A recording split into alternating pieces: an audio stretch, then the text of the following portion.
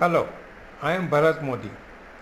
The evidence-based education system, the book which I have written, that book, the fundamental basis of that is the 5 A's of evidence-based process. The ask, the access, the appraise, the apply, and then assess. Today we are going to talk on access. We have already got the patient summary. The patient summary has been converted into the PICO system. From the PICO system we have used alternate methodologies and the keywords depending on which database we are using. And now we are ready to go ahead and use our search strategy so that we can get limited number of articles which are well focused for the question which we the patient's question which we have gathered. So what we need to do is that there are two aspects of it. Either you can limit them or you can expand them. If you have limited number of articles, then you can expand. And if you have quite a lot of articles, then you need to limit. Normally that is what is generally happens, that we need to limit that. And limit means you look at only those one which you are necessary for your patient or for your research. So your focus is on limiting. On the other hand, if you are doing systemic reviews and all, you don't want to miss out on any article, and that is why you need to focus more on expansion. So this is the thing which we have to go through when we are doing evidence-based process. Whenever we start something, we start at the very beginning, and as far as access and search strategy is concerned, the one of the most popular and the most used database is the PubMed. So I will concentrate on PubMed because it is most widely utilized. So in the search box of the PubMed, when you go to pubmed.gov and you try to search it, that is the home page of PubMed, you have a search box, and in the search box you will have to write the question which you need to answer. Let's take an example of from general medicine, the treatment of malaria with chloroquine, and see how we can narrow down our search to an acceptable level so that we don't have to go through thousands of articles to get exactly what we need. So let us begin with writing malaria in our search box and see how many articles you are getting. As you can see, from this 2230 articles on malaria are available. Going through that is next to impossible. Now let us put the drug to be utilized, chloroquine, with a plus sign in between.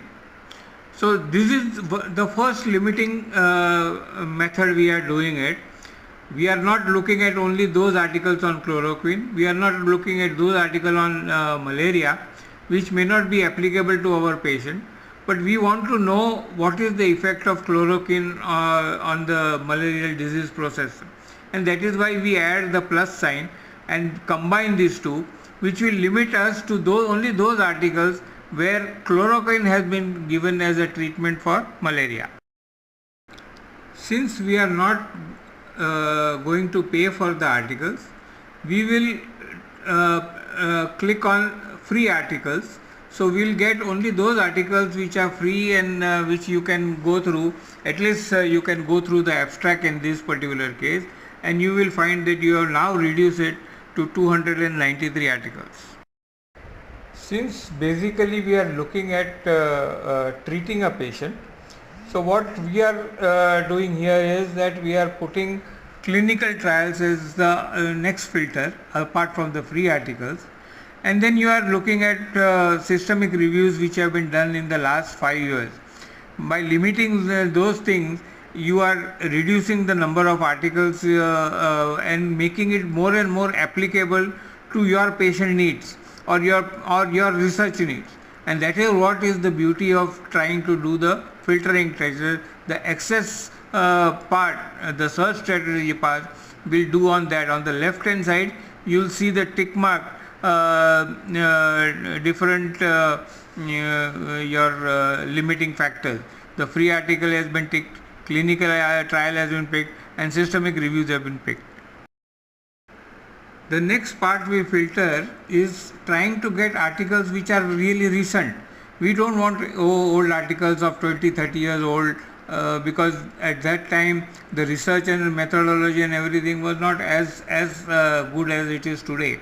So we will limit it to the last 5 years, that is the most recent, and you find that you are able to reduce it to only 56 articles.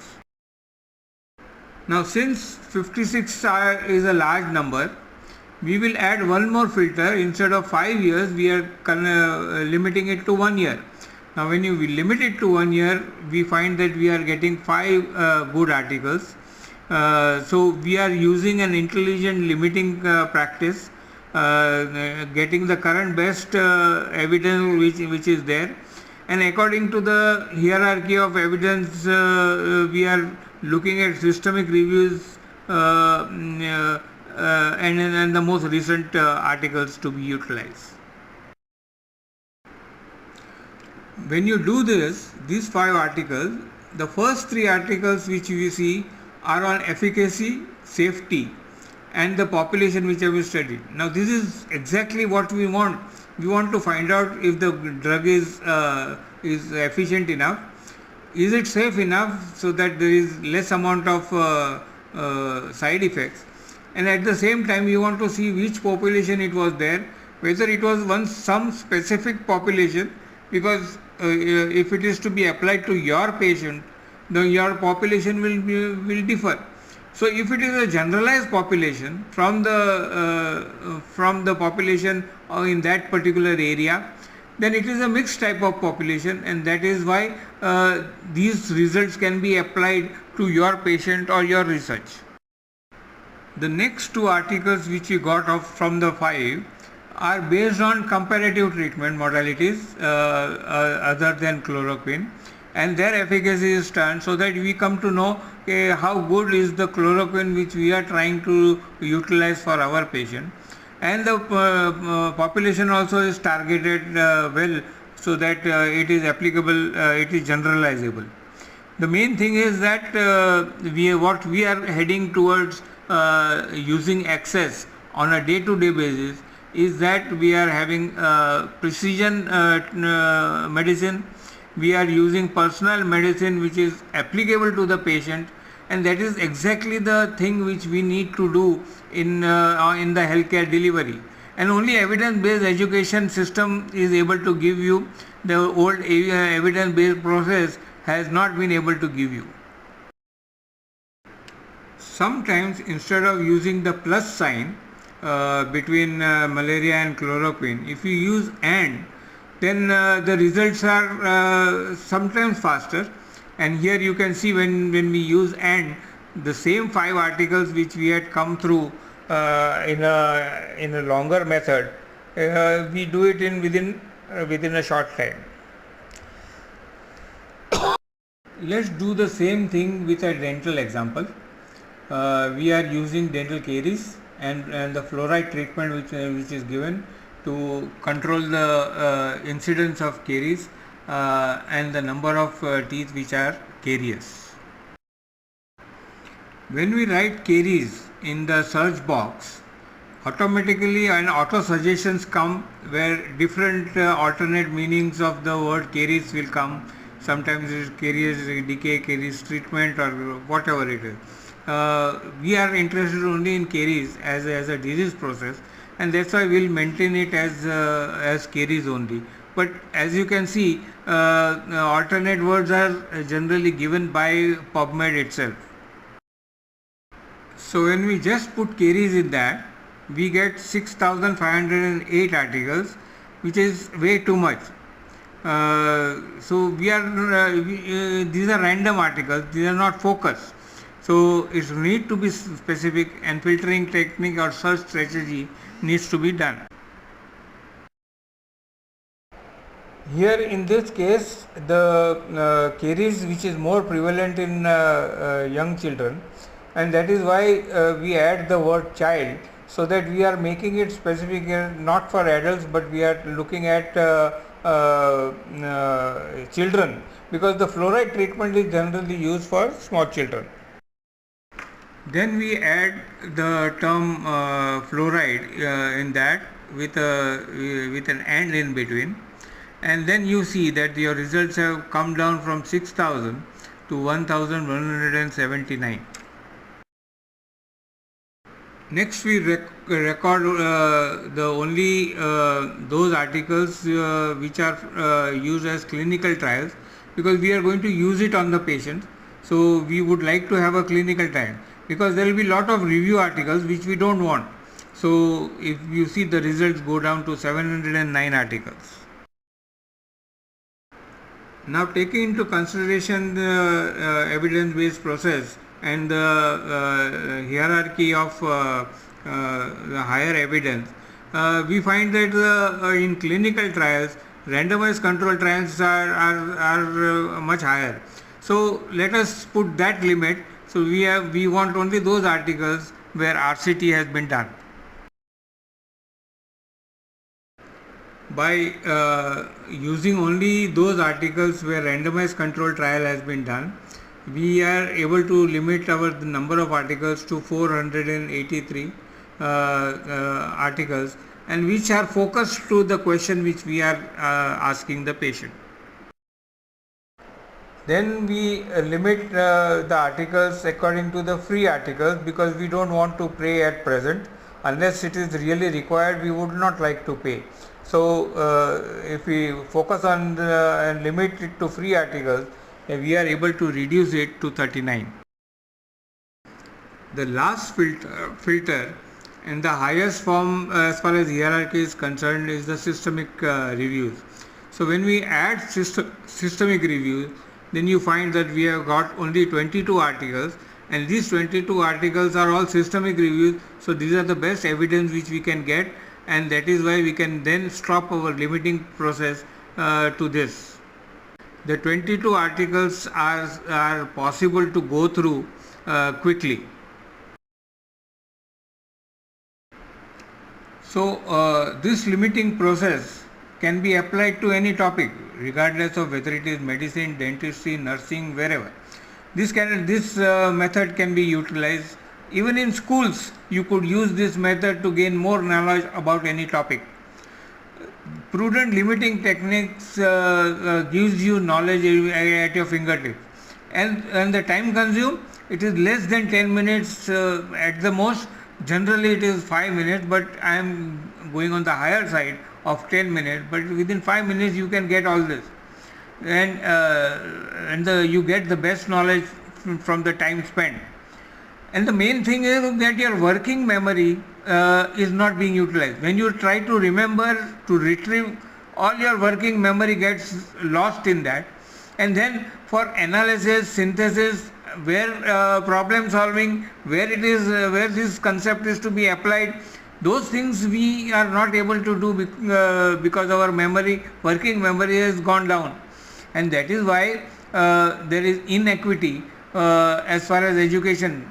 Some doctors are very good, some are poor, and that differences which is there is basically because our system, the method in which we teach, the way we go through, that is what is right. So get current knowledge, not old bookish knowledge, and use it anywhere, whether it is in practice, whether it is in clinic, whether it is patient encounters at the OPD, at the ward, and in the grand rounds, or in any student staff encounters.